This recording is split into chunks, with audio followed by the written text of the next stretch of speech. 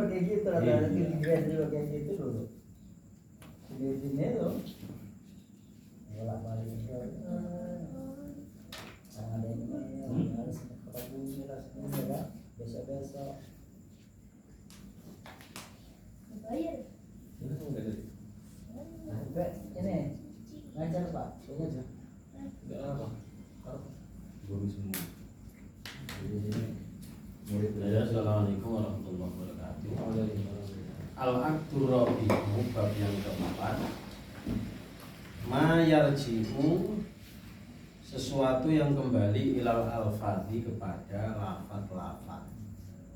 Artinya bab yang keempat ini membicarakan tentang kalimat-kalimat. Wahiyya sab'atun, itu ada 7. Al-awwalu wasani, yang pertama dan yang kedua. Al-ghoribu, itu kata gharib. Wal mu'arrabu, dan mu'arrab. Gharib itu yang asing, mu'arrab itu yang dijadikan bahasa Arab.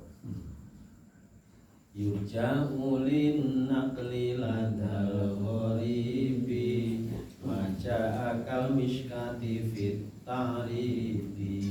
Yurja'u dikembalikan lin naqli kepada nakol. Nakol itu sanad. Ladal gharibi ketika bertemu kalimat yang gharib. Maja'a yaitu sesuatu yang datang kal miskati, seperti kata al miskat fit ta'ribi di dalam kalimat Arab. Awahuni sijjilu summal kiflu kadzalikal qistasu wa huwal adlu. Awahu, kata awah, as-sijjilu kata sijil, summal kiflu kemudian kata al kiflu. Kadzalika demikian juga al-qistosu kata al-qistos, wahwa yang dimaksud adalah al-adlu adil. Wa hadhihi wa nahuha qad angkara jumhuruhum bil waqfi qalu indaron. Para ulama jumhur bil waqfi itu dengan adanya wakaf. Qalu, mereka berkata ihdar, hati-hatilah. Ya, langsung dibaca aja syarahnya. Bismillahirrahmanirrahim. Yani al-awwalul gharibu ay ma'nal al-fadhi allati yahtaju ilal bahasi anha bil lughati wa marji'uhu. Oke, wa hapus Wa marji'uhu an-naqlu maruya bisanadin muttasilin. Bisanadin muttasilin. Ya. Yakni yang dimaksud adalah al-awwalu yang pertama, al-gharibu kalimat yang gharib. Gharib itu artinya ya asing, di telinga itu belum familiar. Yang dimaksud adalah makna alfa, arti kalimat atau kata, allati yahtaju yang memerlukan, ilal bahsi pada pembahasan anha darinya, fil lughati di dalam bahasa. Jadi maksud gharib itu adalah kata yang memiliki arti, tapi arti itu diperlukan sebuah pembahasan tersendiri. Jadi ada kata atau kalimat dalam bahasa Arab yang memerlukan pembahasan tersendiri di dalam ilmu bahasa. Karena dia memerlukan bahasa sendiri adalah wa marji'uhu, maka kembalinya adalah an-naqlu, nakol, pindah, menukil.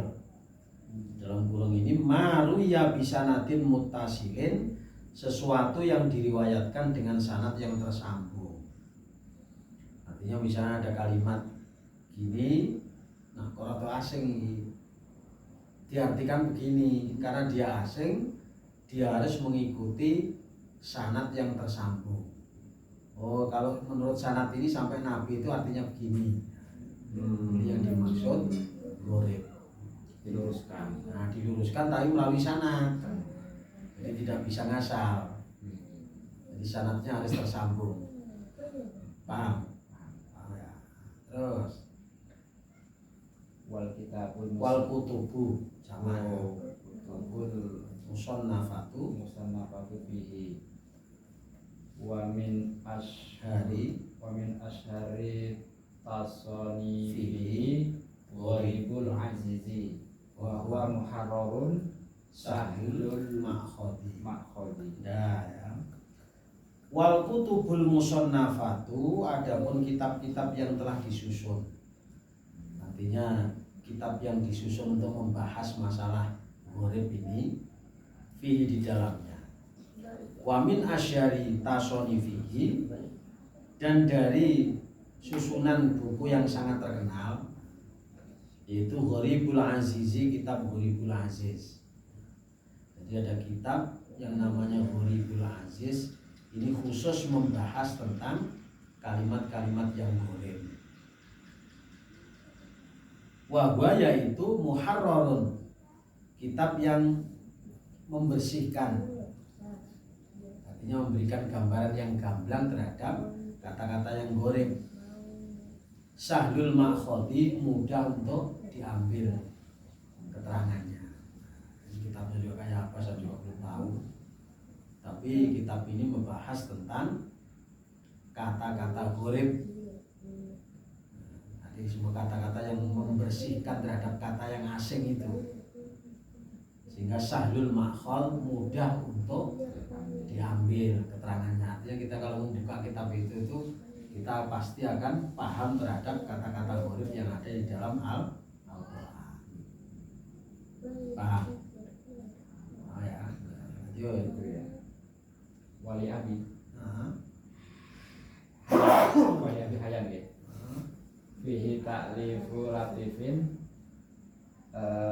fi ghayatil ikhtisari wa ta'akadna atu al-inayatu bihi.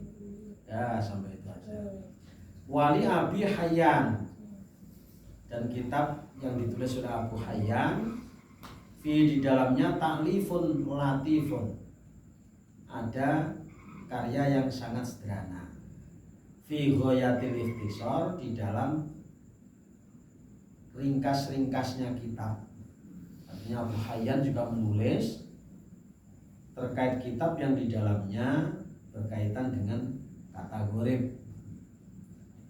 Wa tata'akkadul inayatu bihi, dan kalau kita berpegangan dengan kitabnya Abu Hayyan ini menjadi kuat, karena itu menjadi penolong untuk mengartikan kata-kata yang gharib. Ini hanya bicara soal referensi. Lalu bahasanya nanti lanjut. Asanil mu'arrabu huwa ladul Istakmalathu al-arabu fi makna wada'alahu wudi'alahu fi ghairi lughatihi. Yang pertama tadi gharib. Asani yang kedua al-mu'arrabu, kata yang mu'arrab, yang dijadikan bahasa Arab. Kalau kita Arab di Indonesia kan, tapi ini non Arab di bahasa Arab kan, mu'arrab. Wahwa yaitu lafdun kata istamalathu al-arabu, yang memakainya al-arabu, orang Arab. Aslinya dia bukan bahasa Arab tapi di Arabkan. Fi maknan, dalam satu arti, wudi'a yang diletakkan lahu baginya fi ghairi lughatihim, pada selain bahasa orang Arab. Artinya kata itu bukan kata bahasa Arab tapi diletakkan kepada bahasa Arab. Jadi bukan bahasa Arab tapi di bahasa Arabkan. Ini adalah masuk mu'arrab. Jadi yang di gharib itu seperti itu, nah mu'arrab seperti itu. Terus lanjut. Wa khilafu fi wuqu'ihi fil Qur'ani. Wa qala qaumun na'am kalmiskatu lil quwwah bil habasyiyah. Ya, jadi gini, Wahtalafa dan berbeda fi wuqu'ihi di dalam meletakkan kata tersebut fil Qur'ani di dalam Al-Qur'an. Artinya ada perselisihan di kalangan para ulama. Tapi faqala kemudian berkata qaumun, para ulama, na'am bisa. Artinya itu bukan bahasa Arab tapi dijadikan Arab. Diarabkan. Seperti kata kalmiskah lil kuwah. Kata miskah ini bukan bahasa Arab. Makanya di sini bil habasyati dia bahasa Habasya, bahasa Afrika. Tapi dijadikan bahasa Arab. Yang artinya adalah lil kuwah. Kuwah itu artinya adalah cukuran. Jadi dia bukan bahasa Arab tapi diarabkan. Ini langsung aja ya, enggak bisa. Wa awahun dan kata awah. Ai artinya ar-rahim, artinya rahim, penyayang. Al-mukinu yang meyakinkan. Bil habasyati dia bahasa Habasyah. Jadi awah ini bahasa Habasyah tetapi dijadikan bahasa Arab. Artinya ar-rahim al-muwakil. Kemudian lagi wasijil. Sijil ini bukan bahasa Arab. Artinya adalah ayatinul musawwar, tanah yang dibakar. Itu bil farisyati dia bahasa Persia. Sijil. Wal kiflu dan bahasa kiflu lidhofi. Artinya adalah lemah. Kiflu itu bil habasyati bahasa Habasyah. Itu nanti di Al-Qur'an banyak ya. Tapi artinya di bahasa Arab. Wal kistosu dan kistos ay al-adlu artinya adalah adil. Birrumiyati dia adalah bahasa Romawi. Jadi kistos ini bahasa Romawi tapi sudah dijadikan bahasa Arab, artinya itu keadilan. Wadkhulul baba sujada, masuklah kepada pintu sujada dalam kondisi sujud. Ay mukni'i ru'usihim, artinya mukni itu adalah menyentuhkan kepala-kepala mereka. Bisuryaniyati itu adalah bahasa Suryani. Jadi bahasa Suryani tapi diharapkan. Wa alfaya sayyiduha ay zaujuha. Keduanya ketemu, sayyiduha tuannya, ay zaujuha yang dimaksud adalah suaminya. Al-bil Kiptiyati adalah bahasa Kipti. Jadi sayyid ini bahasa Kipti tapi dijadikan bahasa diarabkan, Kipti diarabkan. Wat-tauhud ay al-kahin, dukun. Bil habasyati adalah bahasa Habasyah. Jadi tauhud ini bahasa Habasyah tapi diarabkan. Wa angkaroha al-jumhuru dan mengingkarinya al-jumhuru lama jumhur. Artinya kata-kata itu masih diperselisihkan di kalangan para ulama. Ada yang menyatakan itu bahasa Kipti diarabkan.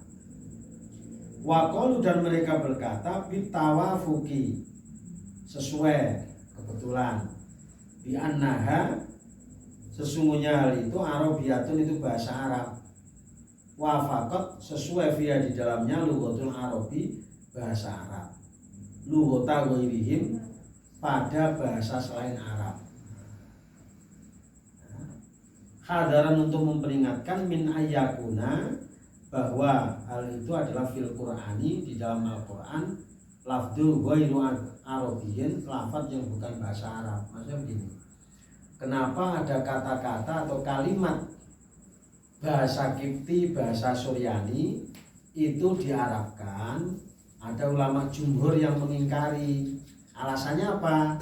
Alasannya dikhawatirkan di dalam Al-Quran itu ada bahasa selain bahasa Arab.